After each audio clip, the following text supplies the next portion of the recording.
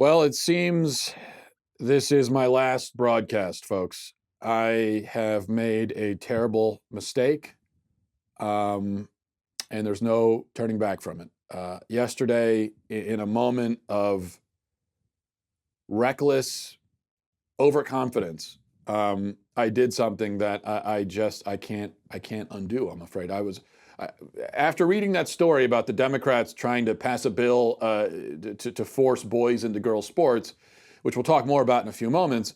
Yeah, I read that story and then I sent out a tweet. And this is the tweet I sent out. I said, "This is the challenge I open up to every liberal. Please provide one logical reason to allow biological males into women's sports. If you can provide one logical reason, I will donate all of my money to an LGBT group and leave the internet forever. Just one is all I need." Now, my point here, I was trying to communicate, is that it's such an illogical thing, and I am so confident that you couldn't possibly come up with one good reason that I would donate all of my money and go into the woods in seclusion for the rest of my days if you could simply come up with one reason. And many people tried to come up with reasons, and none were successful until the dastardly Jake came along. A guy named Jake came and he said, "Well, I've got a reason.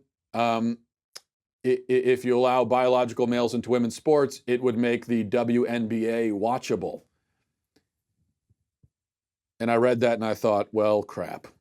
That is a pretty logical reason. Come to think of it, it would make the WNBA watchable. WNBA in its current form is completely unwatchable. But if you included some men in there, I do think that. Can you imagine LeBron James essentially playing 5-on-1 against 5 women on a WNBA court? That would certainly be highly entertaining. In fact, it would probably be more entertaining than what you get in even the NBA right now. So there it is. I guess I lose. I tried to explain to my wife this morning why we're going to be donating our life savings to GLAAD and going to live in the woods forever. And honestly, she wasn't very receptive to the idea. It kind of surprised me, and it was pretty frustrating. I don't know if she's making a huge deal about it, but I'm a man of my word, ladies and gentlemen. And all we can do then in these final moments together is just, try to enjoy it and remember the good times. Now, a lot to talk about today in my last broadcast, but first, a word from the National Highway Traffic Safety Administration. National Highway Traffic Safety Administration is working hard to combat texting while driving. Okay, cops are writing tickets for people who text while driving, so you drive, you text, you pay. Thousands of people die every year in crashes related to distracted driving. It's a huge problem, and that's why cops are out there, they're writing tickets.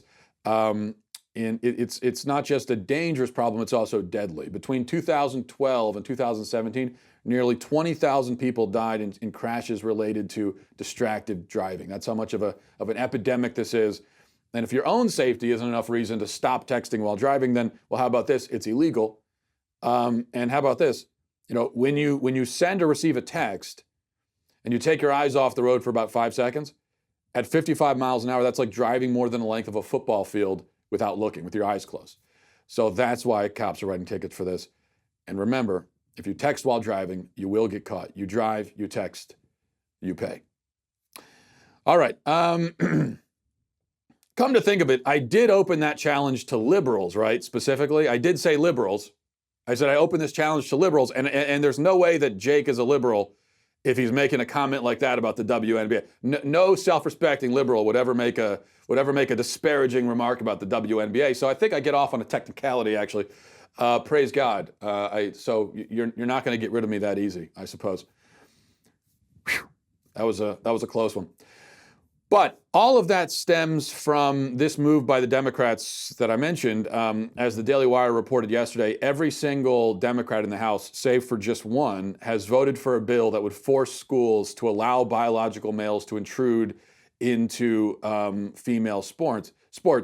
And the bill would amend the Civil Rights Act of 1964 to offer these legal protections to or for, quote, gender identity, which would compel schools to make room for biological males on girls' sports teams.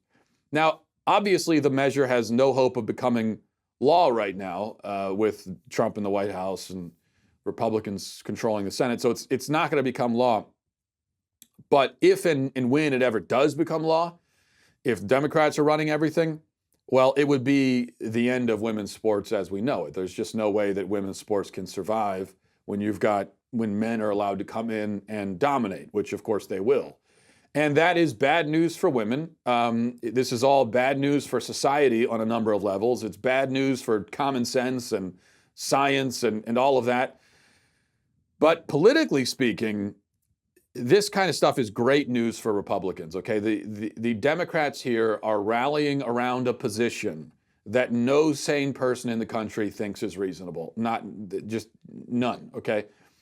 Even these Democrats themselves don't think it's reasonable, which is why none of them were talking about this 10 years ago. This wasn't an issue that anyone was talking about, but the political winds have blown them all the way out here onto the fringes, into this sort of ideological backwater where now the Democrats feel like they have to appease the most radical elements of their base. And they feel that in doing that, they have to deny the basic biological differences between men and women. And aside from them, and like I said, those fringe radical elements of the progressive base, no one else is on board with this. So this is a total loser issue for Democrats. It's a complete loser for them.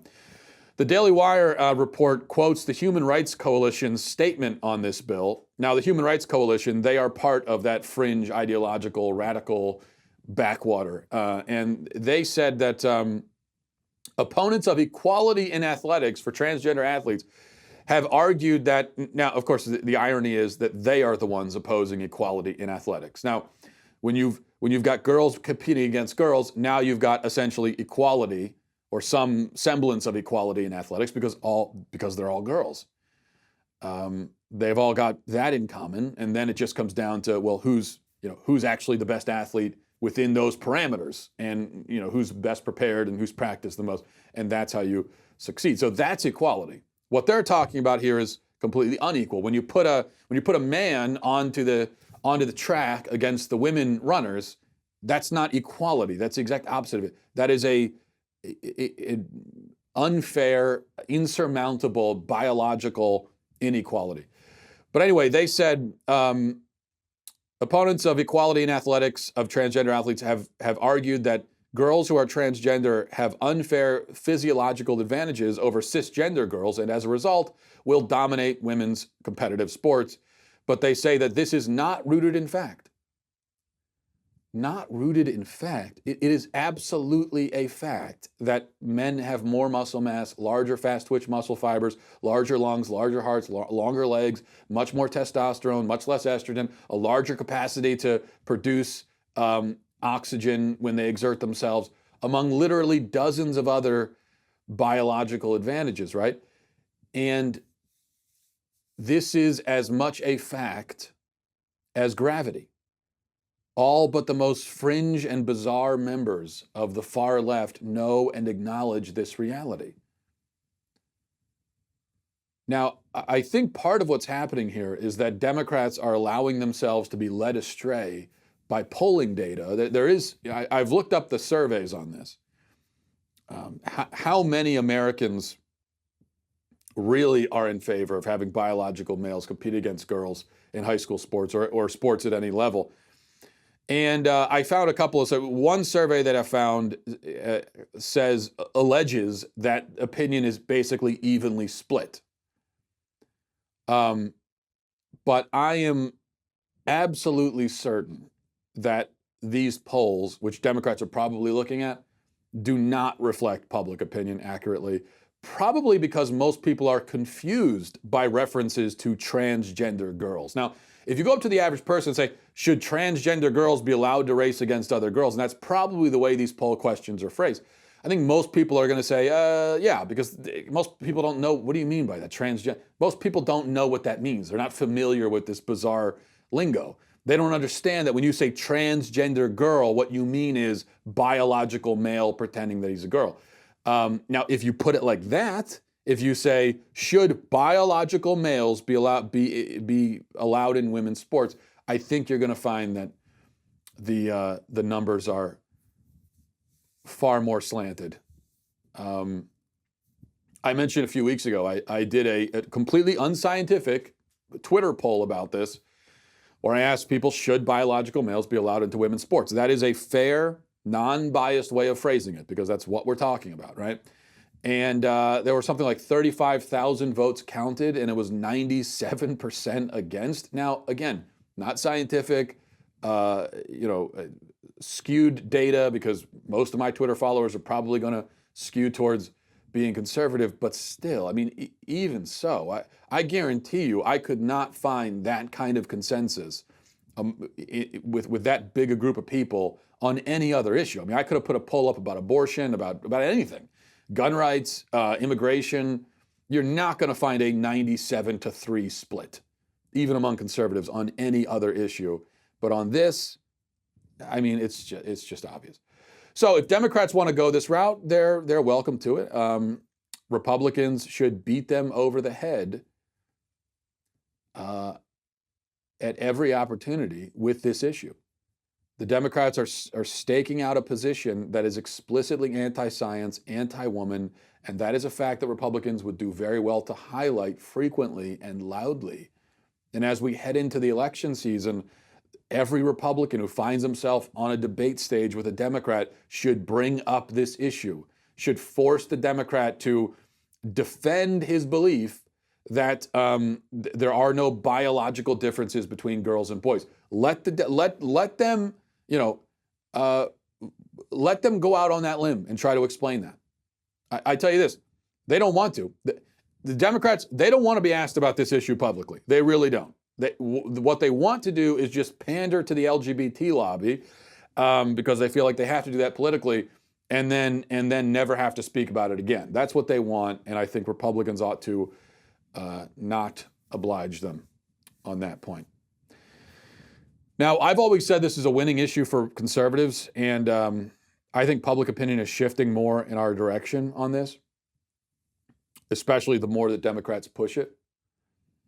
In fact, just yesterday, I happened across an article online from a feminist website, from a website called The Feminist Current, which is not a website that I usually check, but there was an article called "I Supported Trans Ideology Until I Couldn't Anymore" by a feminist explaining how she woke up to the reality that that transgenderism is pseudoscience and it doesn't make any sense. I want to read a quick paragraph of what she said, talking about her days as a trans advocate and how she used to advocate for it, although she doesn't anymore. She said, when asked why I believe trans women were in fact women, I asserted that some boys and girls are born in the wrong body and that our brains are gendered. When asked to elaborate, I pointed to vague notions of knowing and feeling rather than terms that were rooted in science and could be operationalized. When asked to explain further, I resorted to circular reasoning. Some men feel like women and only women can feel like women, therefore some men are women. When pushed on the question of how it's possible to feel like a woman, I'd argue that because I felt like a woman, it must be true. Other times I resorted to name calling, labeling women who said trans women were male bigots who were stuck in the 50s and didn't believe in civil rights.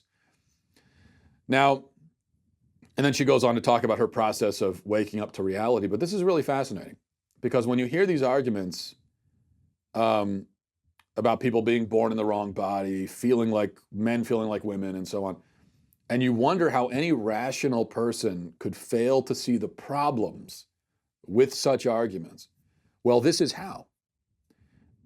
It's someone who feels politically obligated to say these things, even if they don't understand what it is they're saying or why they're saying it. All right. Moving on. This is great stuff. As reported by The Hill, the city council in San Jose, California this week voted unanimously to fly rainbow flags in support of LGBTQ rights near a Chick-fil-A, which is going to be open next month near the city's airport. So they got together, and the city council got together and voted that they're going to troll Chick-fil-A by flying rainbow flags. It's just so brave, isn't it? I am astounded by the bravery, the boldness. I can really see why gay rights folks always compare their plight to the plight of, slaves in the 19th century, because this is exactly the same, right? It's the same kind of fight, same kind of heroism required. On one hand, you had the Underground Railroad, And now you have rainbow flags at the Chick-fil-A drive-thru. It's just, there's no difference at all, right?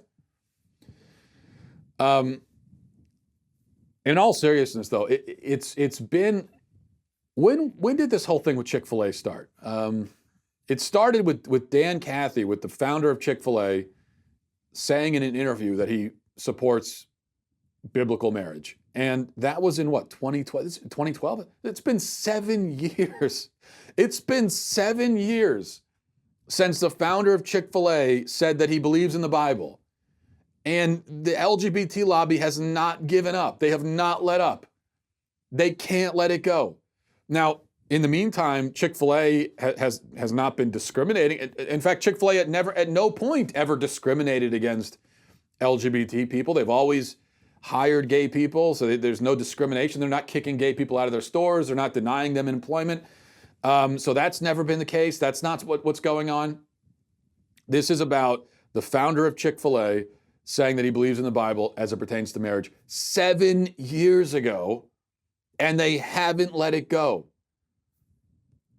I mean, I remember when this all first happened, and it backfired spectacularly on the gay rights people, because then you remember everyone started flocking to Chick-fil-A, and remember that first day, Chick-fil-A Day, and I mean, my local Chick-fil-A, when I went to support them, they were just packed to the rafters.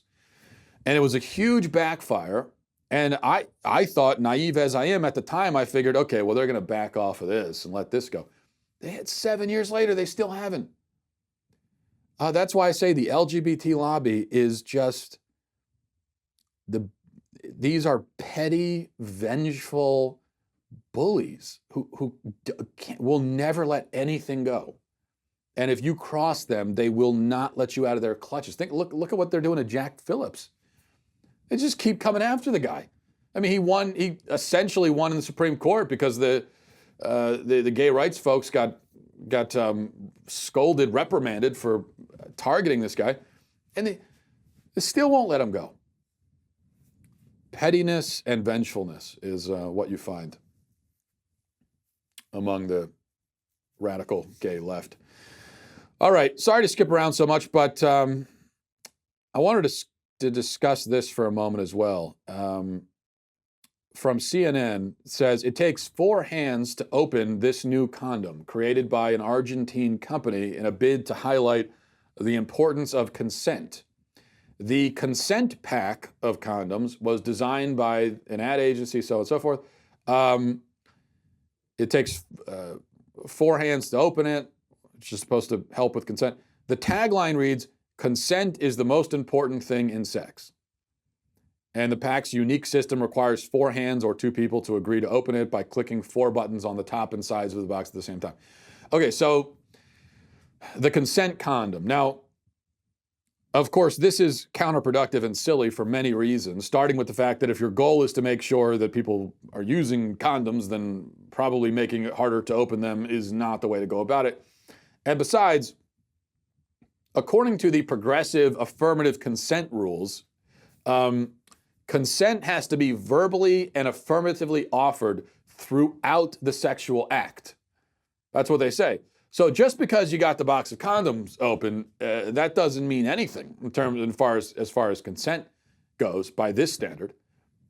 But more to the point, here's what I really want to focus on. Number one, you see yet again just how complicated everything is when you're intent on having cheap, unattached sex with strangers. If you're intent on that, everything is complicated. And now you need special condoms and everything. If you just get married, you don't have to worry about this stuff. And yes, I realize that some married people still use condoms, but you don't have to. And you don't need to be terrified that, God forbid, the sexual act actually results in a child, which is totally natural. If that were to happen, it's not a big deal. If you're married, that's not some kind of life-shattering occurrence. It's a great blessing, even if you weren't planning on it. Even if it's even if you're not where you want to be financially or whatever, it's okay because you're married. You've got the proper context to in which to introduce into which you can introduce a child. So just get married and stop worrying about this. It's so much easier. All of these things that single people in the dating world, especially those who are determined to continue being, sexually active in that context, all these things they worry about. I see that and I just think, I'm so glad I don't have to worry about that stuff. But the second point is, notice the tagline, consent is the most important thing in sex. Okay, now, it's true that consent obviously is essential. But that's a given, because having sex with someone who doesn't consent is rape. That makes you a rapist, and you should go to prison forever. That is, if it's actual non-consensual sex. If it's sex where both people are clearly willing and eager, but there is not a verbal and continuous affirmation all throughout the act, well, that just makes you human, because no human does that. We're not. That's not how it works, right? We're not robots. But again, if it's actual non-consensual sex, then it is rape, and clearly that's bad. That, in fact, is one of the worst things a human can possibly do to another human. But okay, let's say that we have the consent base covered. Both people want to do it. Actively, affirmatively, verbally consenting, great. So that's out of the way. We could put that to the side. That's established. Okay, what's important now? You say consent is the most important thing in sex. And it's not just this condom company that says that. I mean, this is what you hear from the left now when it comes to consent is all that matters. Yeah, but what after that? What's the most important thing in consensual sex? You can't say that the most important thing in consensual sex is consent. That's you might as well say the most important thing in sex is sex. It's just that's redundant. What's the most important thing in consensual sex? Is there anything else? Any other concerns that we should have? Anything else to take into account here? We've made consent the only remaining rule, the only remaining ethical standard governing the sexual act, which is a problem. Because there are a lot of other ways for the sexual act to harm people, aside from rape, aside from STDs or unwanted pregnancies. People are harmed by the sexual act, consensual sex, all the time. They're harmed emotionally, they're harmed spiritually, psychologically. Because even though it was consensual, if it wasn't committed, if it wasn't loving, if it wasn't respecting of the other person's dignity, then it is harmful to the person. It is degrading and it's harmful. And that is why so often on college campuses, you have people waking up the next day feeling like they've been violated, even though the sex was completely consensual. They consented, they wanted to do it in the moment. Later on, they regretted it. Where is that coming from? It's coming from somewhere. It's a very real thing. It's a real emotion that you feel after the fact that you should listen to. Now, it doesn't mean that you were raped. It doesn't mean that you need to go to the police because you did consent. It wasn't rape. But you were violated. You were violated consensually, and you participated in your own violation, but it was still a violation. And that's why you feel that way. So consent is the most important thing? No, actually, you see, I think love is the most important thing in sex. And love obviously includes consent. It can't be loving if it isn't willing. But it also includes a lot more than that.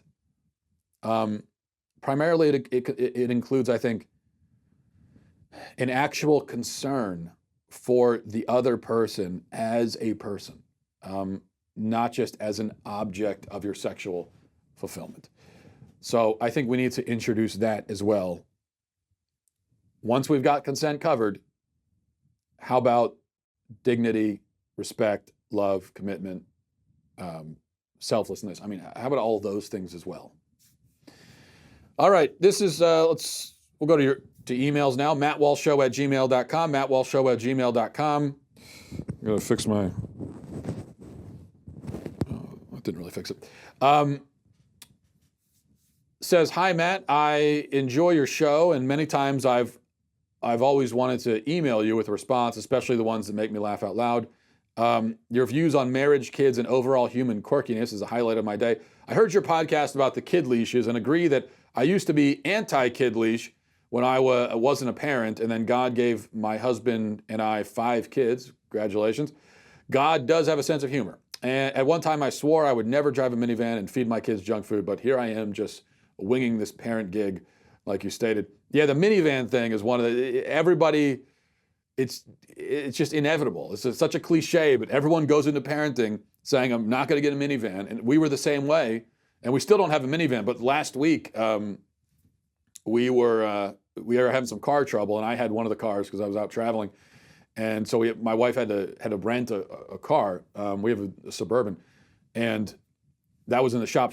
We rented a car. We rented a minivan because it's the biggest thing they had available. We could fit all the kids. And of course, my wife drives a minivan around for a week, and she was so anti-minivan, but she was raving about how great it was having a minivan. So you can't. It's gonna happen. Eventually, you're gonna realize how great the minivan is and end up getting one. Anyway. Sorry, I got away from your email. It says, I am more understanding now, having kids myself, about the worries parents have of toddlers who can easily wander off, but I just witnessed something that was so weird I had to share this. When at the park the other day, I did a double take when I saw a young couple pushing their dog in a stroller while their child was on a leash. I am so confused. What are your thoughts on this? I know how you feel about dogs just being dogs, not humanizing them, which I totally agree with. My first reaction when I saw this peculiar sight was our society now finds it acceptable to personify dogs while treating children more like love them or leave them pets. Kids now seem more like a nuisance, which at one point pets were viewed as. Now it just seems like the view is in reverse. And that's from Andrea. I don't know if I said that.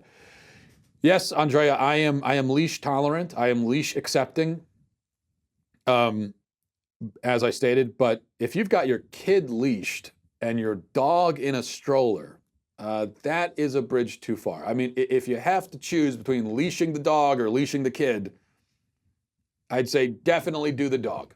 In that case, there have to be limits. In fact, really, if I wouldn't. I think the child leash, as I said, child leash I understand it, but I don't even think I'd want to leash my kid and the dog at the same time. Like if I was taking the dog for a walk, the optics of that don't work for me, really. But especially if you only got one leash to go around, you put it on your kid and not the dog. Oh man. Yeah. All right, this is from Nick. Says, hi, Matt. I'm a huge fan of your show. Appreciate all you do. As a young Catholic, I have done my best to familiarize myself with the arguments for the existence of God, and I had a question about the argument of/from causation. In college, I had a professor give what I thought was an interesting reply to the claim that all of existence has to have a cause, what we call God. Otherwise, there would be an infinite chain of causes, and that is impossible. He essentially said that it is possible to have an infinite chain of causes with no first cause, but we're not able to logically understand/comprehend what that means. Therefore, there does not need to be a first cause, God, because an infinite chain of causes is possible. I'm struggling to formulate the best response to his rebuttal. I would really appreciate your thoughts on this objection. Again, thanks for all you do.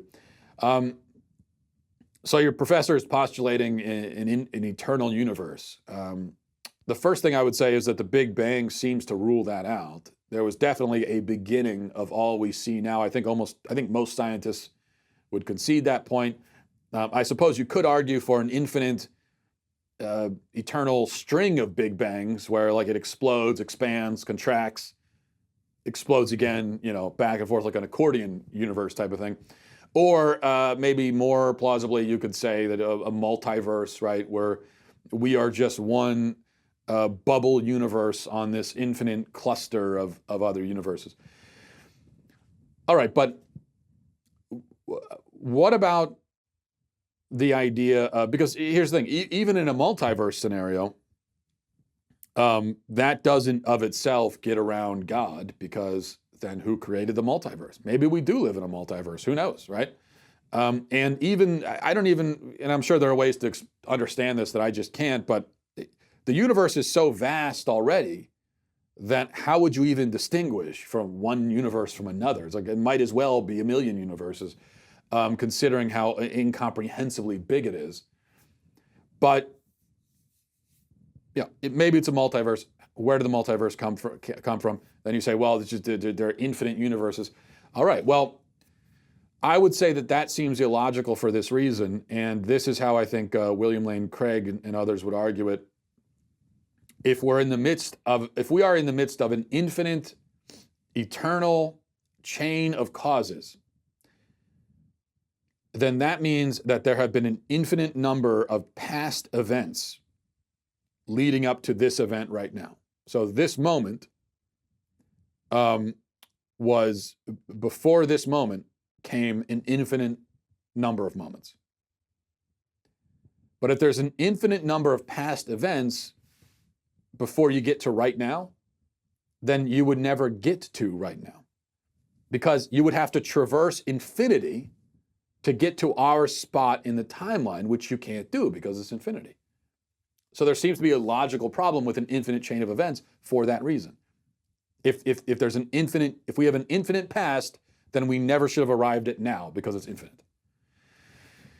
And so that would seem to be logically impossible. Not just inconceivable, like your professor says. It is inconceivable, but it's inconceivable. There are some inconceivable things that are not illogical.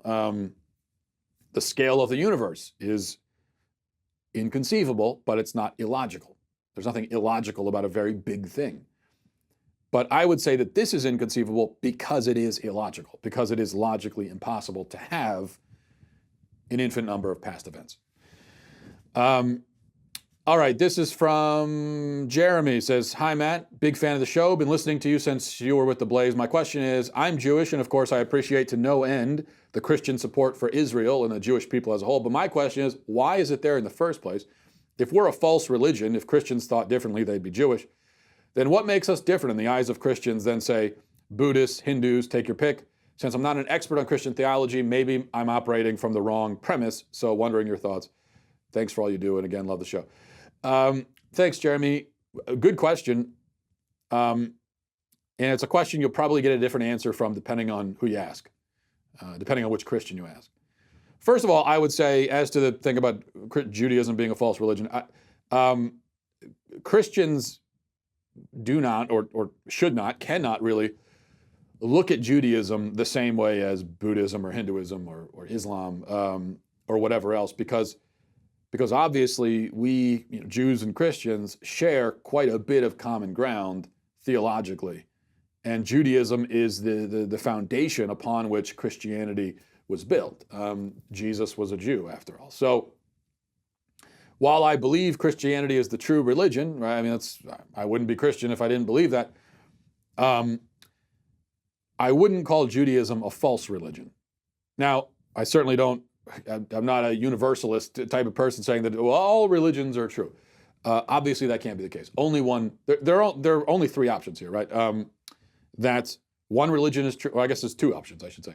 One of the religions is true, or none of them are true. I mean, those are the options. In fact, there is not that third option of them all being true. So, I believe Christianity is the true religion. That's why I'm Christian. But I wouldn't call Judaism a false religion. I don't think any of its basic theological tenets are false.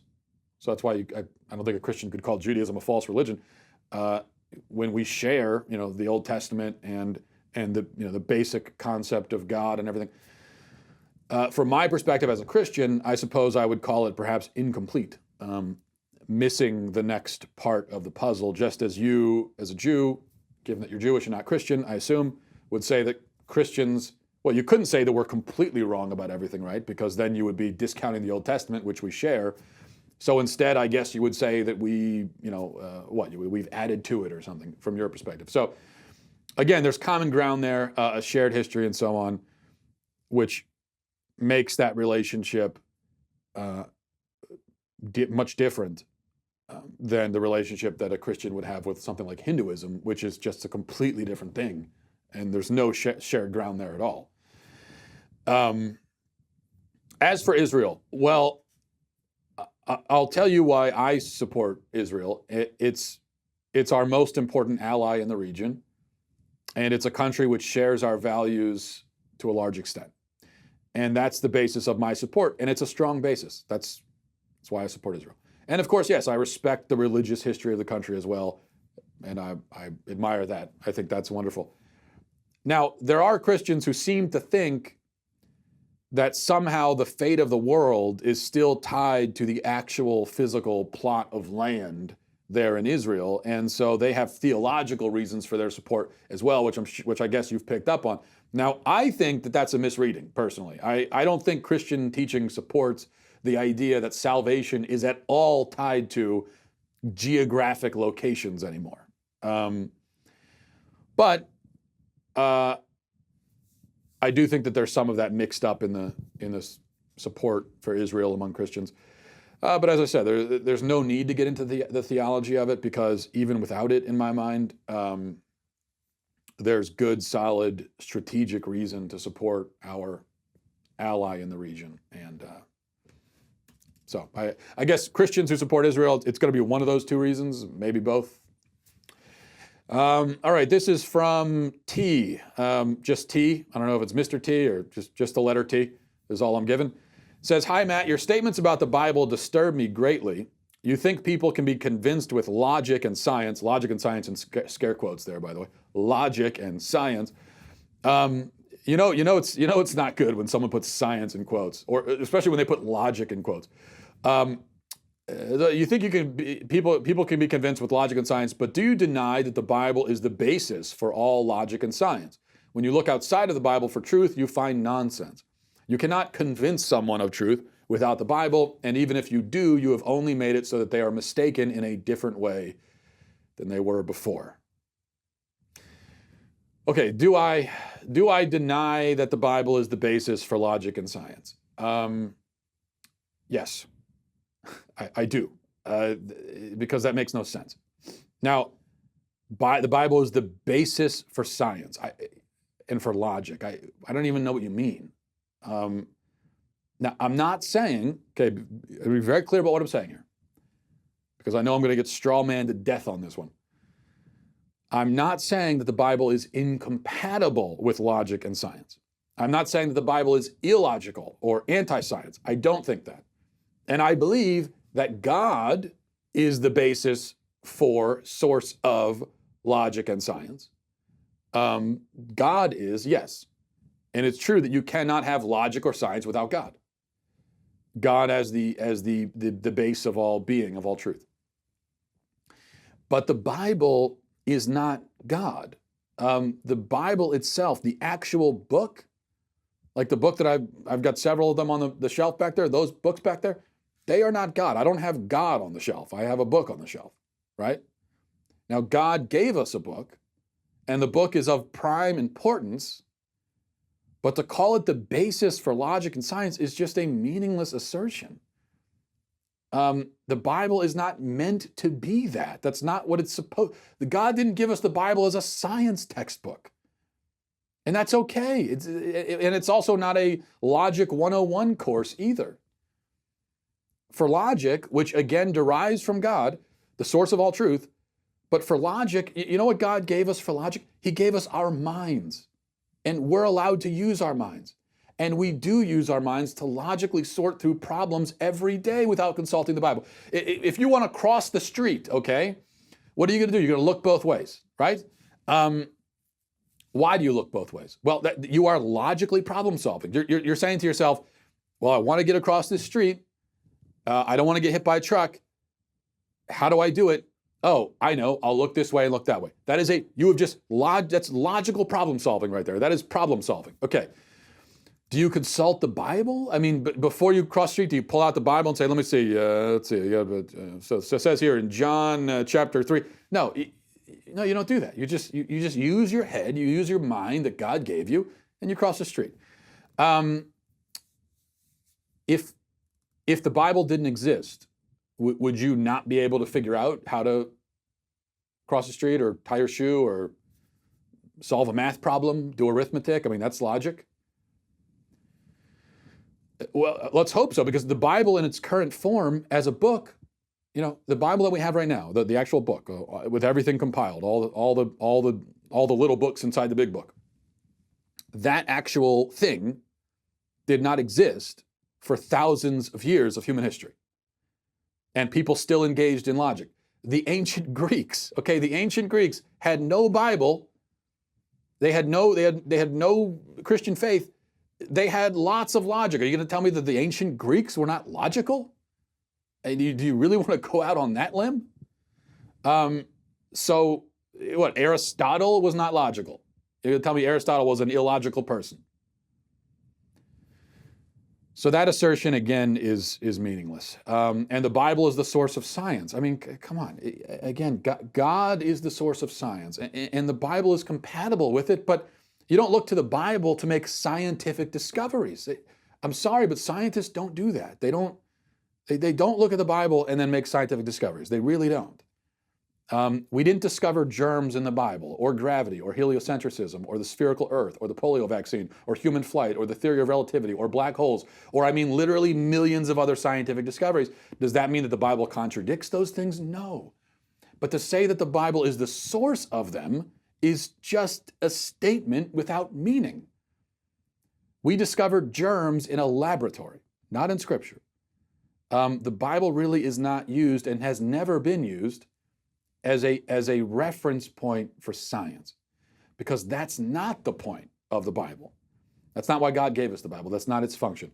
God gave us other things for that. God gave us science. He gave us brains. He gave us minds. He gave us an orderly universe that we can look at and understand and discover things about and run experiments on. He gave us other tools, and those tools are good too. Those tools are from God.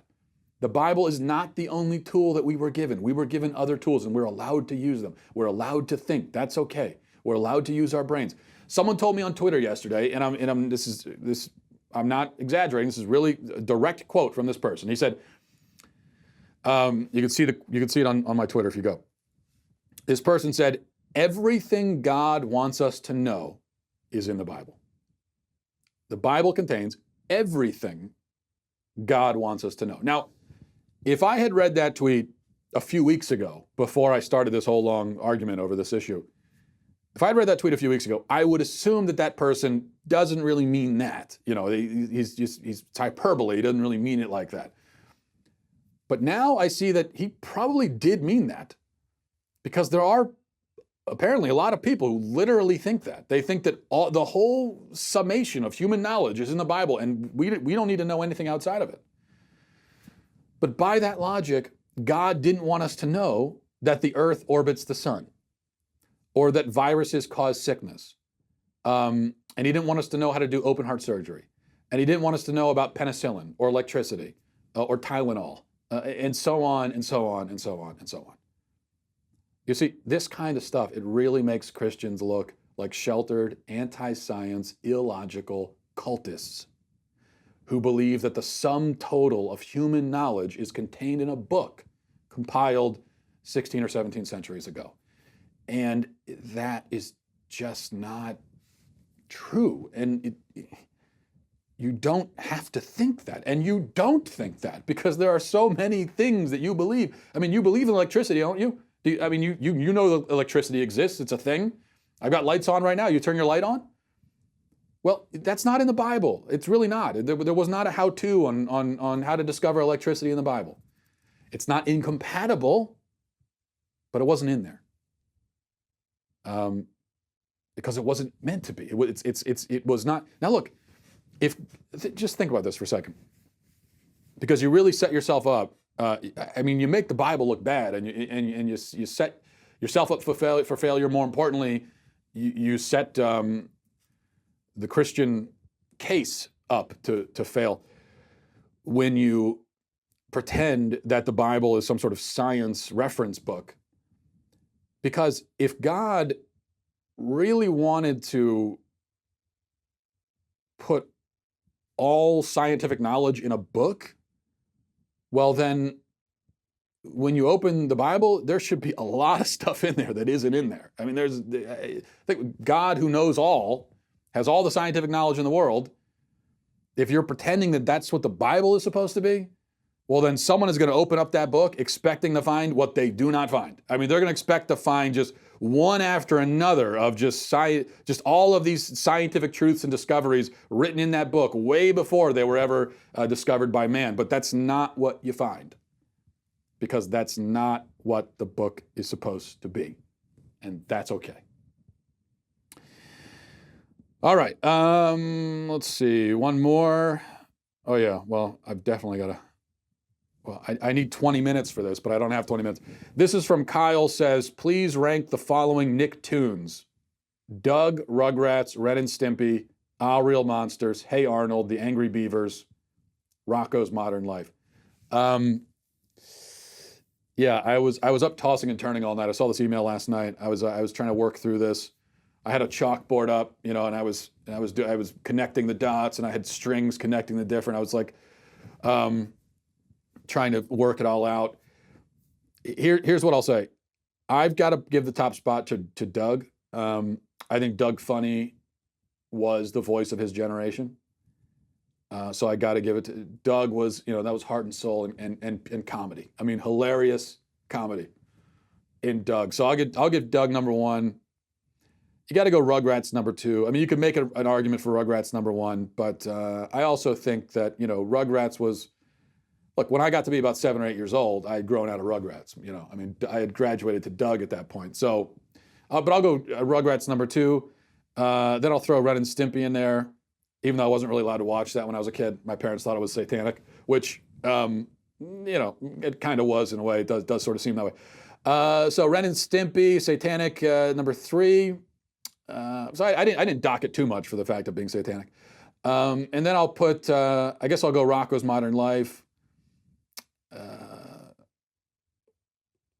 Ah Real Monsters, Hey Arnold, and then The Angry Beavers. I mean, Angry Beavers and Ah Real Monsters, those are kind of like minor Nicktoons.